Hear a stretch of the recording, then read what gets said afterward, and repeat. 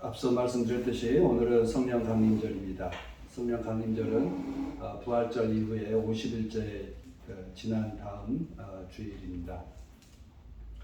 아마 구약에서는 모세가 출애굽한 이후에 시내산에 올라가서 십계명을 받았다. 그 계명의 말씀을 새로운 말씀을 받은 날을 77절이라고 그랬는데요.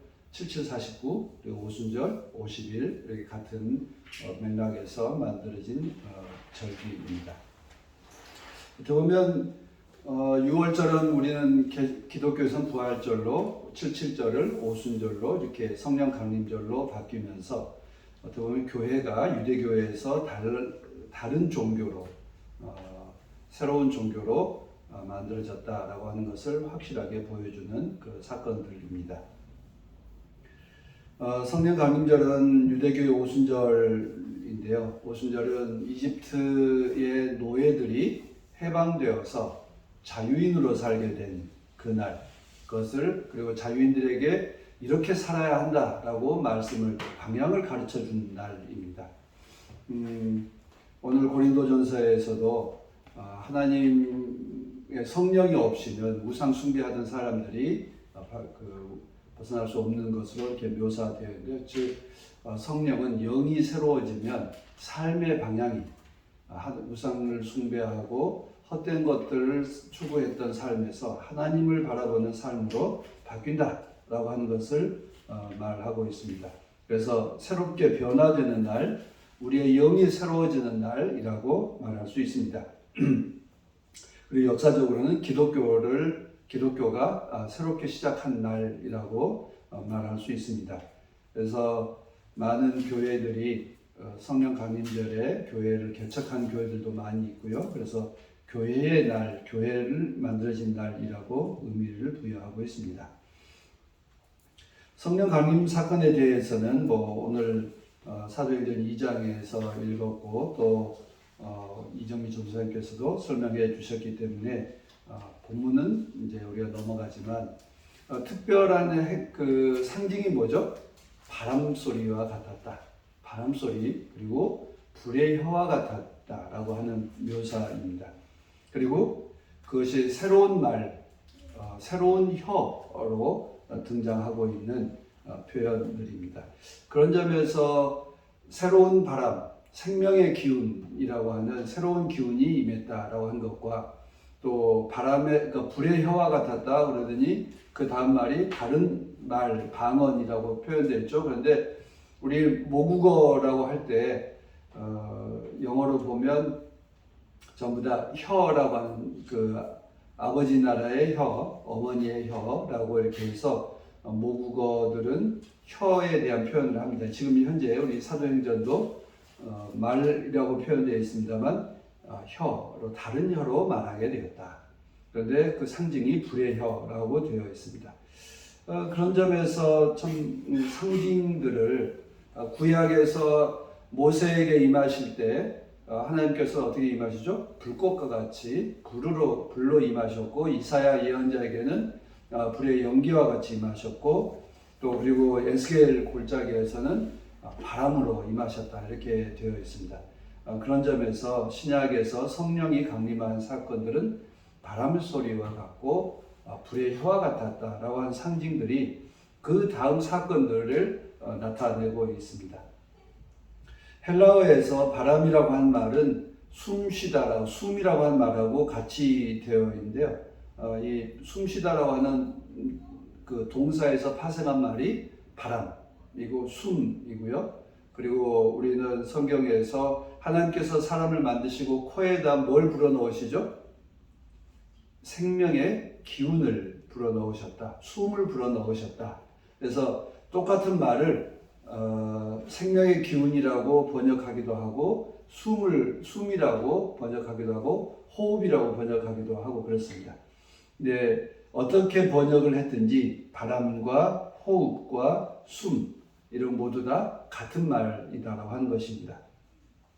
그래서 에스겔서에서도 그 마른 뼈를 다 조각조각 흩어져 있던 걸 마른 뼈를 다 모아서 형상을 만든 다음에 생명의 기운이 생명의 바람이 불어넣으셨다. 숨을 불어넣으셨다. 이렇게 되어 있습니다.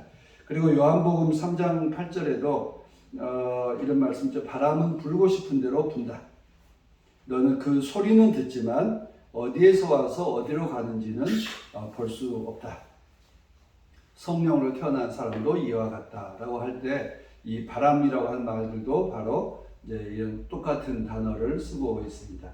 그런 점에서 성경에서 말하고 있는 바람은 뭔가 낡은 것을, 죽은 것을 되살리고 쓸어버리는, 그리고 새로운 것을 불어넣는 것을 이제 바로 바람이라고 하는 표현으로 되어 있습니다. 그런 점에서 바람은 변화의 상징이죠. 우리 또 다른 표현이 되는데, 유행이라는 말도 있죠. 유행, 풍조라고 하는 모두 다 바람, 새로운 바람, 흘러가는 어떤 바람에 대한 상징들입니다. 그래서 차가운 겨울바람은 세상을 얼어붙게 하고, 따뜻한 봄바람은 얼음을 녹게 하고 생명을 살리고, 여름바람은 우리를 시원하게 하고, 가을바람은 알곡들을 연글게 한다. 또 강한 태풍은 물을 다시 뒤집어서, 그리고 낡은 것들을 다 부러뜨리고 쓸어버리는 이런 것들을 이야기하고 있습니다. 그리고 출애굽기 14장 21절에 바다가 길을 막을 때 뭐가 불죠? 바람이 불죠. 바람이 불어서 물을 갈라놓고 젖어 있던 땅을 마른 땅으로 만들었다. 이렇게 되어 있습니다. 근데 여러분, 바다가 땅이 말랐다, 마른 땅이 되었다고 하는데, 이 마른 땅은 출애굽기 14장에서도 여러 단어가 쓰는데, 여기에서는 사막이라는 단어를 쓰고 있어요. 그러니까 젖은 땅, 그러니까 물이 뒤덮고 있는 그 바다가 바람이 불자 사막이 되었다. 그래서 건너가게 되었다라고 하는 것입니다. 그런 점에서 성서에서 나오고 있는 이 바람이라고 하는 단어가 얼마나 역동적이고 우리에게 변화를 가져오는지를 보여주는 그런 상징적인 말입니다. 그래서 바람이 분다라고 하는 건 우리에게 새로운 변화를 가져온다라고 하는 것이고요. 그런데 거기에다가 거룩하다라고 한 단어를 붙였어요. 거룩한 바람. 더러운 바람도 있죠. 그리고 나쁜 풍조, 더러운 풍조라고 한 것도 모두 다 거센 바람, 이런 것들도 다 악의 바람, 이런 표현이 있습니다. 그러니까 우리에게 부는 바람이 어떤 것이냐라고 하는 것이죠. 거룩한 바람이, 거룩한 새로운 기운이 우리에게 임하게 되기를 간절히 소망합니다. 그런데 이 거룩한 호흡, 거룩한 기운, 거룩한 숨, 거룩한 바람이 불면 우리가 새로운 영이 임하게 되고, 우리가 하나님의 사람으로 되어서 삶의 방향이 바뀐다라고 하는 것이죠. 배의 방향이, 배가 지금이야 모터로 엔진으로 갑니다만, 예전에는 배들은 전부 다 바람의 기운으로 갔죠. 그리고 바람이 어느 쪽에서 부느냐에 따라서 배가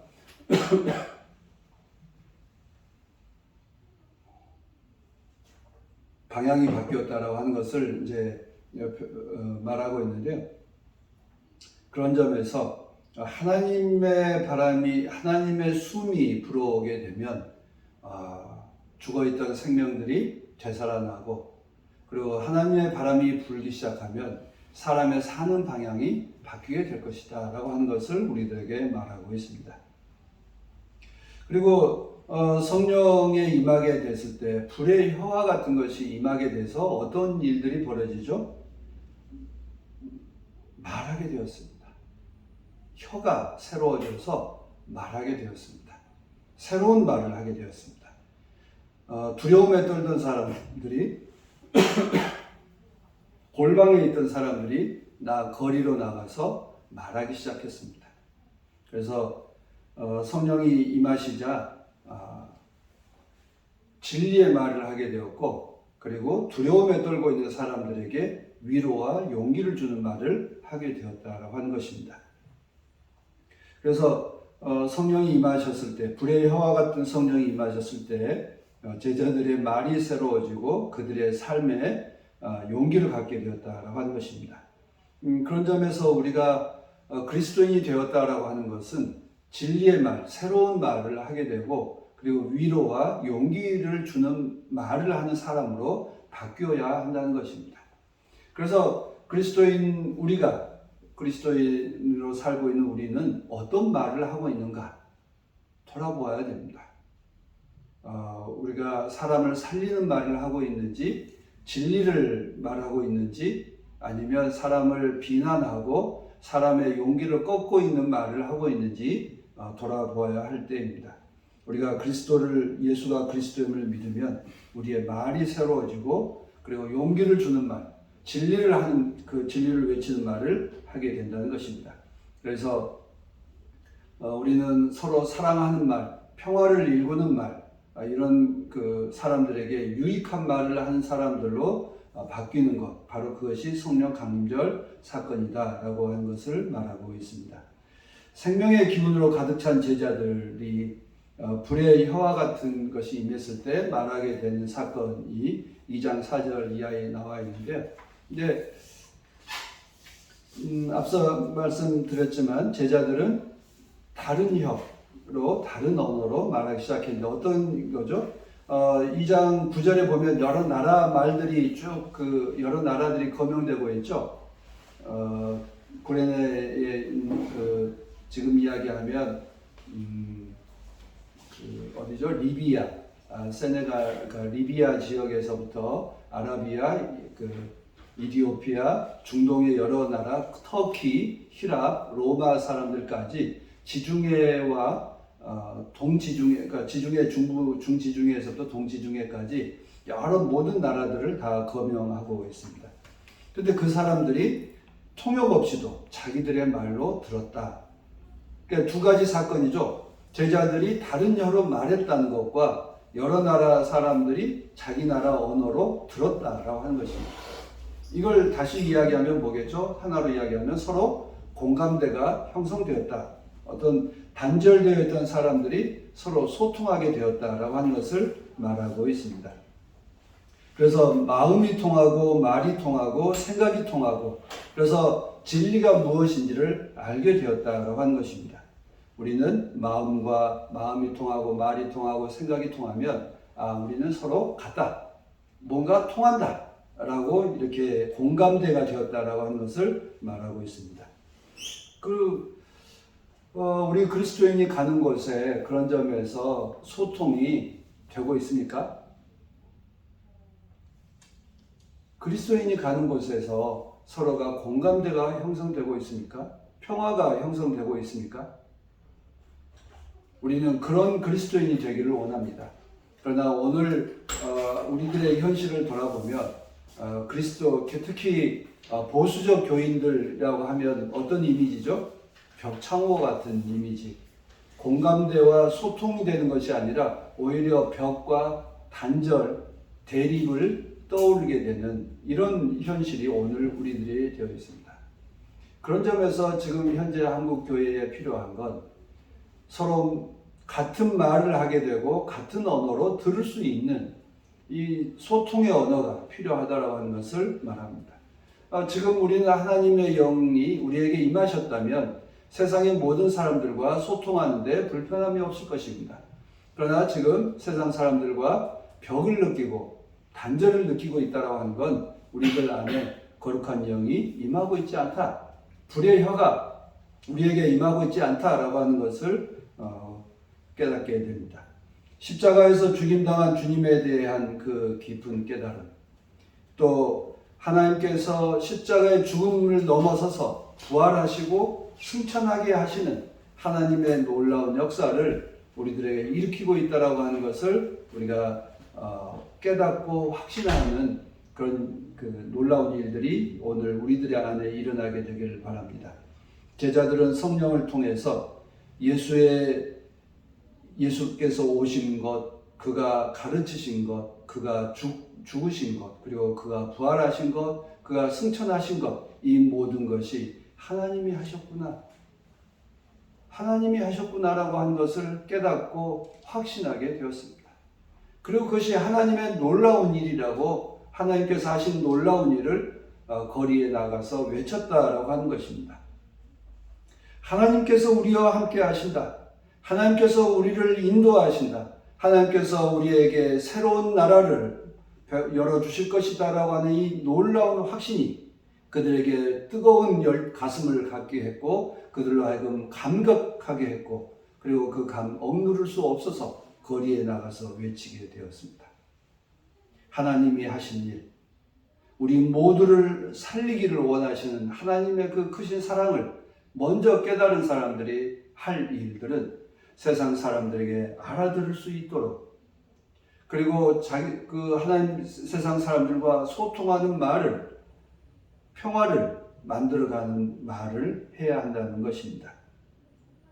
갈릴리 사람들이 저 무식하다라고 사람들이 손가락질했던 그 어부들이 세상의 모든 사람들과 소통하게 되었다. 이것이 바로 성령 강림 사건의 가장 핵심입니다. 그런데 사도행전에 나오는 방언과 고린도전서에 나오는 방언은 서로 다른 차원을 말하고 있습니다.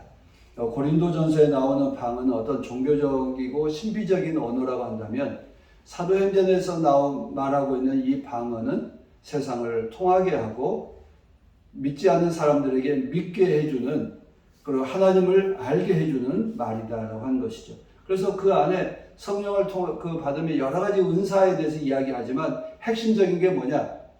우상 숭배를 하던 사람들, 즉 하나님을 모르던 사람들, 진리를 모르던 사람들이 하나님을 향해 삶의 방향을 바뀌게 하는 것이다. 그리고 그 모든 것은 서로에게 이익이 되는 일을 하게 될 것이다 라고 하는 것입니다. 이 서로는 어떤 서로를 말하겠습니까? 그리스도인이나 또 비그리스도인이나 모두를 서로에게 유익이 되는 말을 하는 사람들이라고 하는 것을 말하고 있습니다. 성령은 결국 막혔던 사람들, 단절되었던 사람들 사이에 하나 되게 하는 것을 말하고 있습니다. 우리는 말이 안 통하면 얼마나 답답합니까? 짜증나죠.